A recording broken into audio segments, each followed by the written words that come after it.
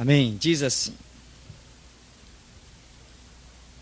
porque desde a antiguidade não se ouviu, nem com ouvidos se percebeu, nem com os olhos se viu um Deus além de ti, que trabalha para aquele que nele espera. Amém. Esta é a palavra de Deus. Esta é a realidade do Evangelho. Um Deus que trabalha para aquele que nele espera. Ou seja, enquanto eu estou aguardando algo de Deus, Deus está preparando algo para mim. Se eu deixar de aguardar algo de Deus, Ele deixa de preparar algo para mim. Aquilo que Deus nos promete, e o que Deus nos promete? Muitas coisas. Tanto pelas profecias dia a dia, através do ministério dos profetas, como aquilo que já está escrito na palavra, e nenhuma profecia vem fora do que a própria Bíblia já diz. Nenhuma vem fora do que a própria... Deus não te promete, através dos profetas, nada mais glorioso ou acima, vamos dizer, do que aquilo que já consta aqui. Por maior promessa que possa vir pela boca de um profeta, ela não supera as maiores promessas que a Bíblia já nos faz para quando estamos enquadrados no centro da vontade de Deus e no estatuto do céu, que é a Bíblia, a nossa Constituição. Então, o esperar em Deus, meu irmão, tem que ser independente de circunstâncias e situações. Isto é uma questão de crescimento espiritual. Isto é muito importante. Muitas pessoas, às portas de receber bênçãos dos céus, ficaram frustradas, prostradas e até hoje estão sem recebê-las. Existe aquele ditado que as pessoas pensam que simplesmente pelo fato de estarem na igreja serão alvos das bênçãos de Deus. Não é simplesmente isso. Nós vemos episódios terríveis em que pessoas andando junto com Jesus não herdaram bênçãos e promessas que ele tinha feito. Né? E no nosso dia a dia, nós temos visto pessoas que depois de anos no Evangelho, é como se Deus realmente nunca contou com aquela pessoa. A vida daquela pessoa não condiz com uma vida de quem anda com Deus, não condiz a níveis de bênção mesmo. Porque a grande verdade é que a Bíblia diz que Deus se alegra na prosperidade dos seus servos. Então nós temos que ver a nossa vida dia a dia crescendo. O crescimento espiritual é inato, faz parte de uma caminhada com o Evangelho. Não é normal que os mais novos venham conquistar coisas além daqueles que são mais velhos. Não, quanto mais caminhada e fé você tem com Cristo, mais você vai conquistando e vai se tornando um mestre, um professor, um exemplo para os que vão chegando depois.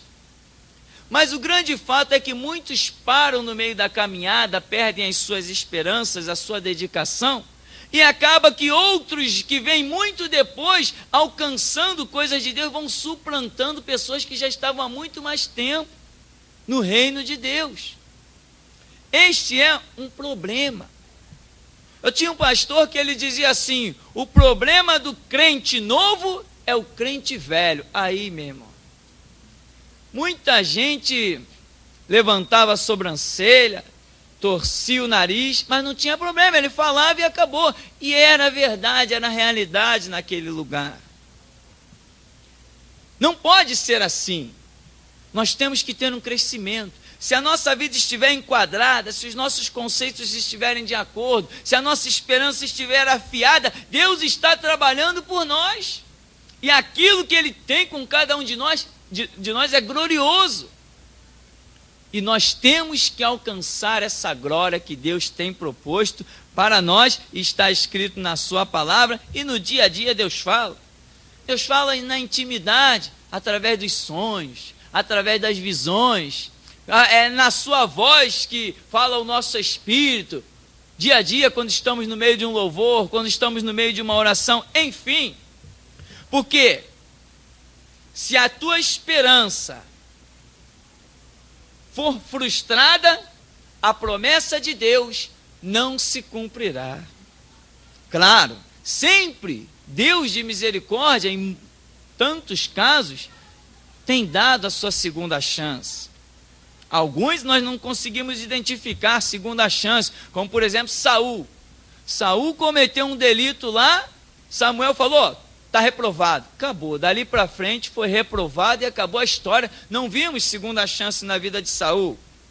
Consideramos que a posição em que ele estava, ele não podia ter cometido o erro que cometeu. Ele não podia ter perdido a esperança ali. Samuel não apareceu, ele foi, viu o povo se afastando dele, começou a perder as esperanças que ele tinha, e ele mesmo tomou o lugar do sacerdócio e foi oferecer sacrifício. Um ato de loucura que Deus não admitiu. Cada um tem o seu ministério, ninguém pode querer usurpar a posição espiritual do outro. Davi perdeu a esperança, mandou contar o povo, fez um censo, aí o Senhor reprovou, a praga veio sobre Jerusalém e 70.000 homens caíram mortos pela praga, porque Davi vacilou. Ele mandou contar os homens que estavam prontos para a guerra. Por quê? Porque ele tirou a esperança dele de que Deus é o Senhor da guerra e daria a vitória, independente de quantidade, porque Jonatas já tinha deixado isso escrito para o Senhor: não há empecilho de livrar, ou com muitos ou com poucos. Davi conhecia a história de Gideão, que Deus fez uma seleção de 32.000 e reservou apenas 300, e os 300 não precisaram sacar da espada. Quando chegaram lá, Deus já tinha dado a vitória, os inimigos já estavam abatidos. Davi conhecia a história de que Deus mandou um anjo matar 185.000 soldados assírios, um único anjo. Então ele não podia confiar, colocar a esperança dele no número do seu exército. Ele tinha a obrigação de continuar confiando no Senhor, independente do número que coubesse ao seu exército. Então, 70.000 caíram.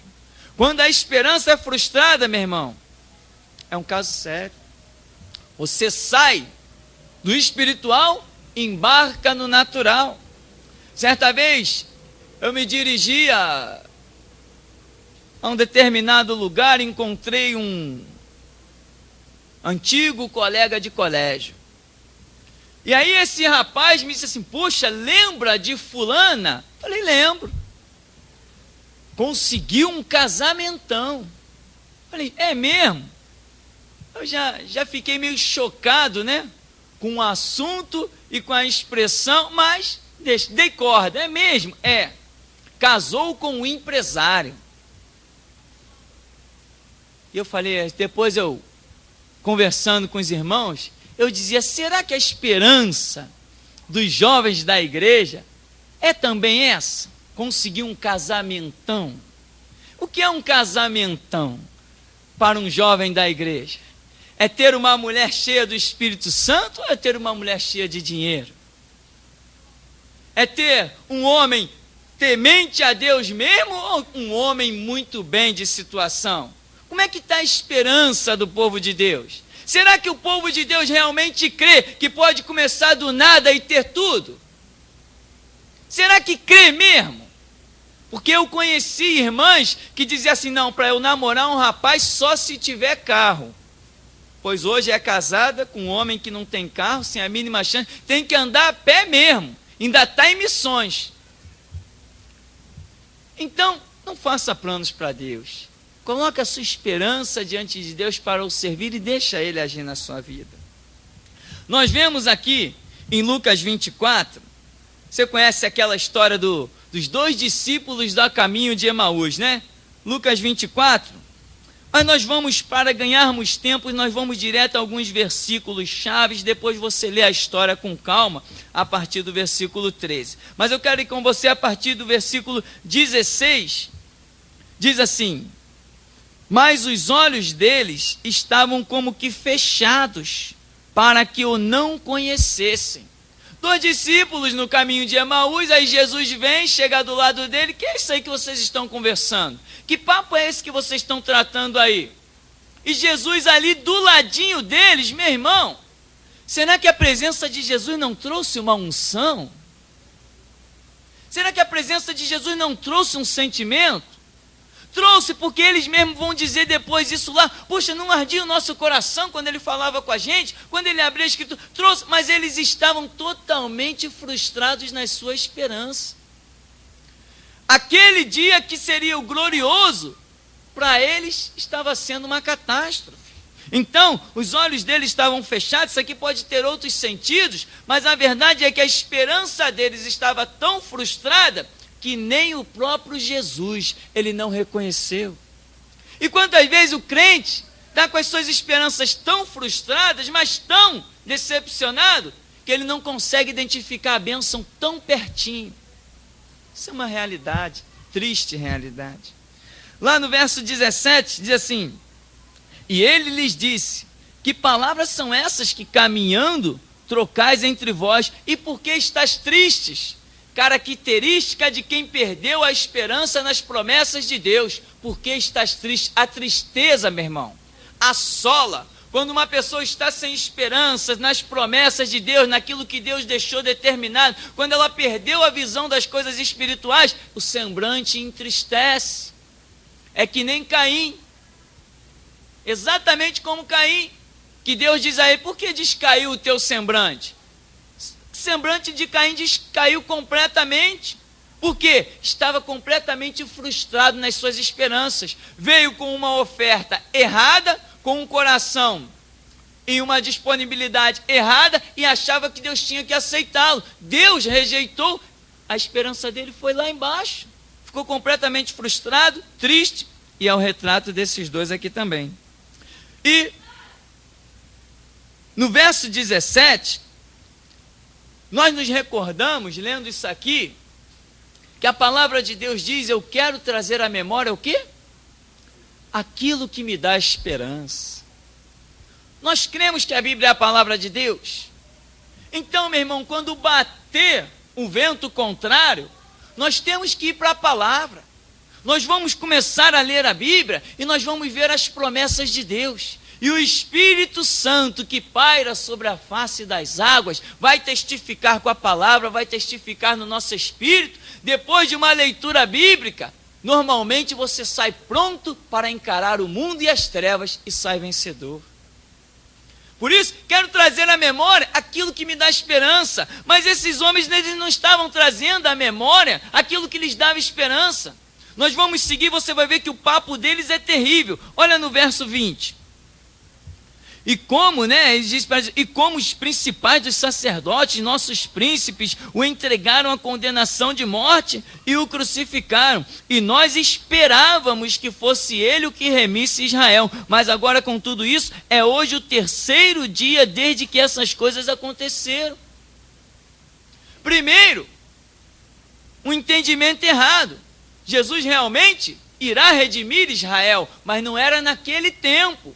Redimirá Israel quando vier no Monte das Oliveiras para implantar o milênio. Isso é breve.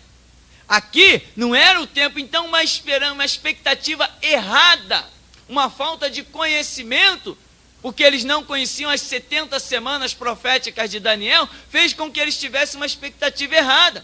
A esperança deles está totalmente frustrada. Agora, eles continuam e dizem: é hoje já o 3º dia desde que tudo isso aconteceu. Está morto. Está sepultado.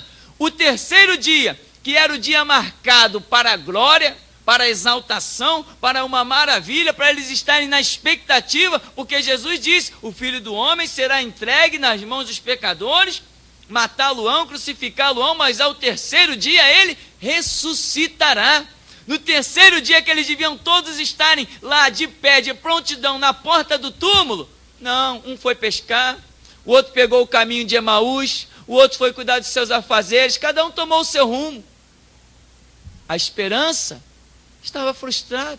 Pararam de esperar. Então agora como é que eles estão? Triste, caminhando na direção errada. Por quê? Qual era a ordem? Onde é que eles tinham que ficar? Jerusalém. Tanto que depois eles dizem assim, voltemos a Jerusalém. Depois que eles reconhecem o erro deles, reconhecem aquele que está falando com eles, eles dizem assim, voltemos para Jerusalém. Mas era de onde eles não deveriam ter saído. Mas eles saíram. Por quê? Porque estavam confusos. Eles não guardaram a palavra. Tudo aquilo que Jesus tinha dito, meu irmão. Se Jesus, após ressuscitar, não se manifesta aos seus discípulos ressurreto, eles teriam todos se perdido. Teriam todos se perdido, porque depois a Bíblia vai mostrar Jesus indo atrás de um por um.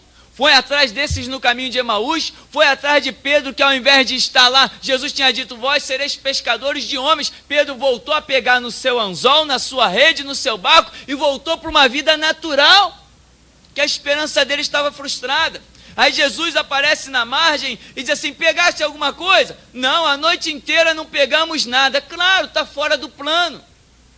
Voltou para uma vida natural, saiu da vida espiritual. Jesus disse, vinde após mim e eu farei de ti pescador de homens. Ele voltou a pescar peixes naturalmente, jogou lá a rede a noite toda, não pegou nada. Aí vem Jesus, fala com ele da margem, eles também não reconhecem Jesus. Sabe por que eles não reconhecem Jesus? Porque eles não tinham esperança de tornar a ver Jesus vivo, de pé. A esperança deles estava frustrada. Eles não estavam guardando a palavra. As promessas se tornaram em nada. Quando a porta daquele túmulo se fechou, também fechou-se a esperança de todos os discípulos. Foi o dia que mais desviado teve, meu irmão. Agora, você tem uma promessa de Deus? Está guardando? Não, mas a situação, eu não vejo como isso se cumprir. Meu irmão, tudo que Deus nos promete, não tem uma promessa que Deus nos faça, que nós tenhamos olhos para vê-las como vão se cumprir. Moisés vai tirar o povo do Egito. Como isso vai se cumprir? Senhor, não, quem sou eu? Quem sou eu que vai... Não tem como. Temos que andar por fé e não por vista. Não tem jeito. Aí Abacuque vem, Abacuque era um homem de visão. Ainda que a figueira não floresça, não haja fruto na videira, o produto da oliveira minta. Não haja vaca nos currais, a malhada do campo seja arrebatada, todavia eu me alegrarei no Senhor e exultarei no Deus da minha salvação. Uma visão tremenda. Ou seja, não importa a circunstância, eu tenho uma promessa e nela eu vou esperar. Tem pessoas, meu irmão, que nunca alcançam as promessas de Deus. Sabe por quê? Porque chega dentro da igreja, Deus levanta profetas, Deus dá visão, Deus usa a palavra do púlpito, Deus faz muitas coisas e promete coisas gloriosas, testifica maravilhas na vida da pessoa. Quando a pessoa sai da porta da igreja para fora, primeira a vizinha que vem sobre ela para roubar a semente consegue levar, ela deixa de esperar. Não, como é que Deus me prometeu algo tão glorioso se eu moro num barraquinho? Quem sou eu? Dá uma de Moisés. Parece que as lições da Bíblia ainda não foram suficientes para aquela pessoa. Mas nós vamos ver aqui no versículo 22 de Lucas. Diz assim: é verdade que também algumas mulheres dentre nós nos maravilharam, as quais de madrugada foram ao sepulcro, e não achando o seu corpo, voltaram dizendo que também tinham visto uma visão de anjos que dizem que ele vive. Dizem que ele vive. Meu irmão, imagina uma coisa, uma notícia dessa, tão tremenda, tão gloriosa. Imagina quando aquelas mulheres foram ao túmulo, que voltaram na casa onde eles estavam escondidos, acuados. Quando aquelas mulheres entraram pelas portas e disseram assim: Jesus vive. Meu irmão, aquele lugar deve ter tremido. Eles ignoraram tudo, ignoraram a unção daquela palavra, ignoraram o impacto da informação, esqueceram que Jesus realmente tinha dito que ao terceiro dia seria levantado, seria ressuscitado. Eles esqueceram tudo. E agora estão aqui. Elas dizem que ele vive lá, mas ninguém viu nada. Eu não vi nada. Não tinha só um Tomé, não. Tinha muitos Tomés naqueles discípulos. Tinha muito Tomé ali.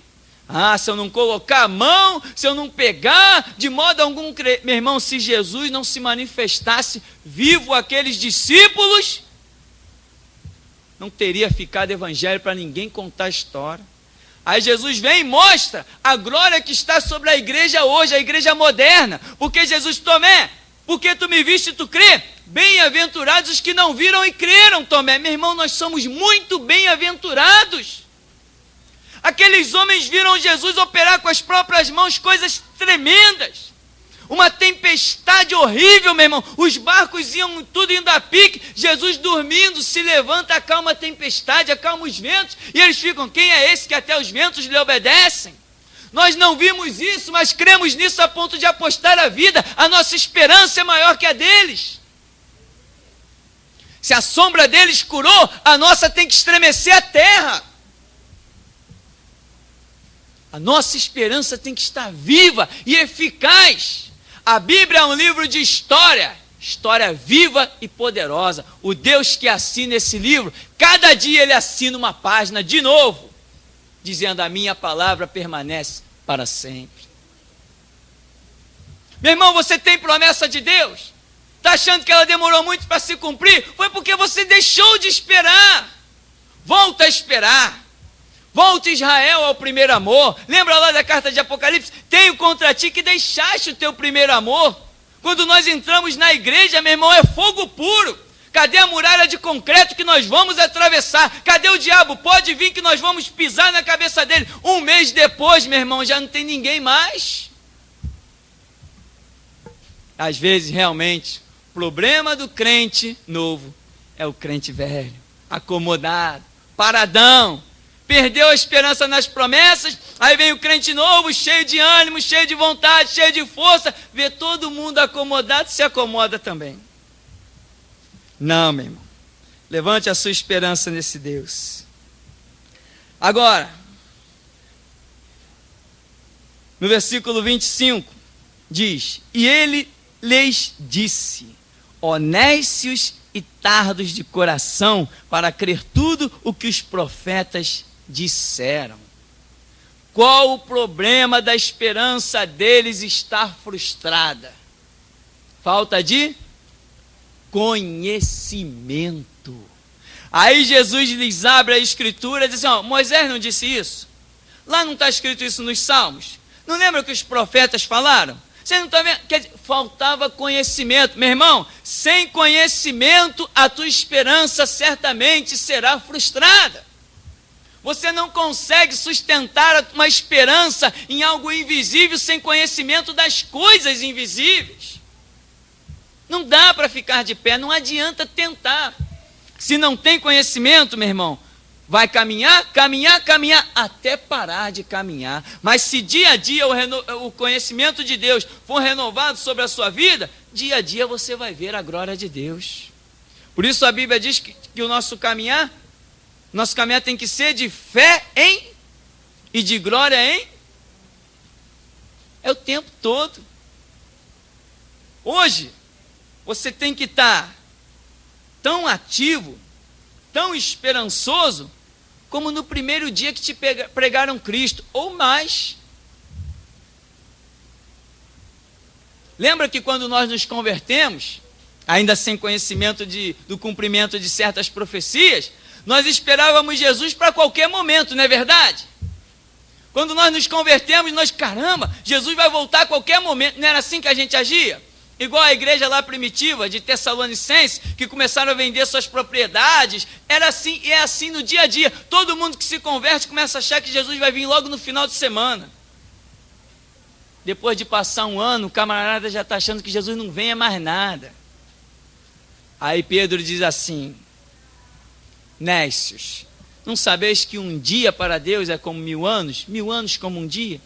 Deus não é tardio na sua promessa, mas é longânimo, esperando que todos venham ao arrependimento. Porque Deus não tem prazer em quê? Na morte do ímpio. Amém, meu irmão? Então, lá em João capítulo 21, a partir do versículo 3, do 3 ao 6, também você vai ver uma situação bem parecida com essa. É o retrato ali da vida dos discípulos. E no verso 3 diz assim: disse-lhe Simão Pedro, vou pescar. Disseram eles, também nós vamos contigo. Foram subir logo para o barco e naquela noite nada apanharam, como nós falamos.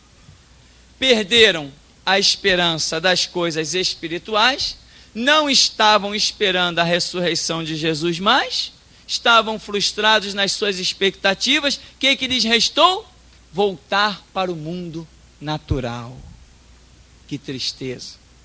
Você conhece alguém que estava caminhando muito bem espiritual e hoje você olha para essa pessoa e você o vê apenas em atividades naturais? Você o vê cortado da igreja? Você o vê, Deus não vê mais Deus contando com ele para nada?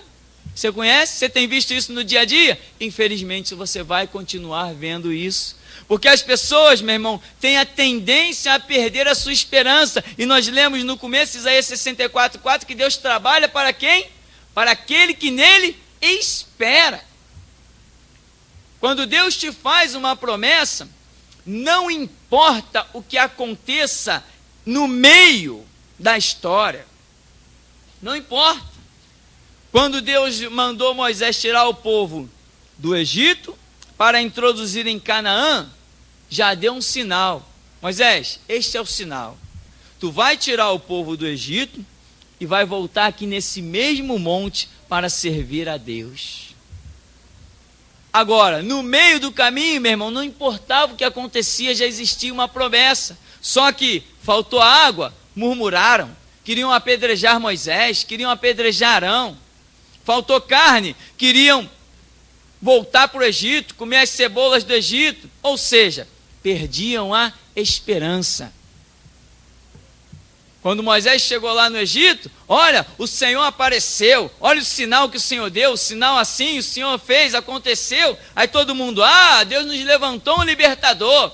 Aí Moisés começa a citar as leis, Moisés começa a dar maior educação para o povo, vou falar com o faraó, e o povo todo no maior ânimo. Quando estão lá no Egito, esqueceram lá no deserto, esqueceram de tudo que Deus tinha feito no Egito. Meu irmão, se você espera um milagre de Deus, você vai alcançar. Se você espera uma cura, você vai alcançar. Agora, quando Deus vai te curar? Na hora exata Ele te cura. Mas na hora exata Ele tem que chegar e te encontrar esperando. Ele tem que chegar e te encontrar na expectativa. Exatamente como aconteceu com Daniel. O anjo pelejou 21 dias para trazer a resposta a Daniel. Mas quando o anjo chegou, encontrou Daniel na mesma posição e disse: Daniel, eu saí desde o primeiro dia. Então, às vezes, meu irmão, nós olhamos para situações financeiras e ficamos dizendo: poxa, precisava de um alívio, precisava de um refresco. Deus tem um alívio planejado para a gente. Deus tem um refresco planejado para a gente. Deus não traçou um plano para que o seu povo viva o tempo todo em aflição, em angústias, não. Mas a tua esperança é que vai fazer com que a bênção de Deus te alcance. E a tua esperança só vai existir se houver em você conhecimento de Deus. Conhecimento de Deus é que vai nortear toda a sua vida com Deus. Se faltar no meio do caminho o conhecimento, a tua esperança desfalece e a promessa de Deus não se cumpre. Você não pode ser como aqueles que dizem assim: não, cura, milagre, isso não é para os nossos dias, não, isso foi para aqueles tempos. Não, isso assim, não, isso é para aqueles tempos. Nós jamais poderemos ser pessoas que pensem dessa maneira. Se você tem uma situação difícil, Deus tem a chave da resposta. Deus tem a solução para a sua vida. Deus sabe como agir na hora certa. Mas o que Deus espera é que nós continuemos a esperar nele. Examina todas as situações e nós vamos ver como Deus, quando quis operar, esperou que as pessoas se enquadrassem. Chegavam para Jesus: Senhor, eu quero ver. Tu crê que eu posso fazer isso? Tu tem esperança que eu possa abrir os teus olhos? Senhor, creio. Então seja feito segundo a sua fé. Quando Jó estava naquela situação terrível, qual foi a expressão dele? Eu sei que o meu Redentor vive e por fim se levantará sobre a... Se levantará, eu tenho fé, tenho esperança, se levantará sobre a terra. E ainda nessa carne, depois de consumida a minha pele, verei a glória do Todo-Poderoso. Amém, meu irmão? Amém? Então, nessa noite, você precisa de uma cura? Você precisa de um socorro financeiro? Você precisa de quê? O Deus Todo-Poderoso está aqui para te atender. Mas você crê mesmo? Aquele cego no caminho de Jericó: Jesus, filho de Davi, tem compaixão de mim. Jesus, filho de Davi, tem compaixão de mim. A multidão diz assim: não importune o mestre. Não, Jesus, filho de Davi, tem compaixão de mim. E diz a Bíblia que quanto mais tentavam calá-lo, tanto mais ele gritava.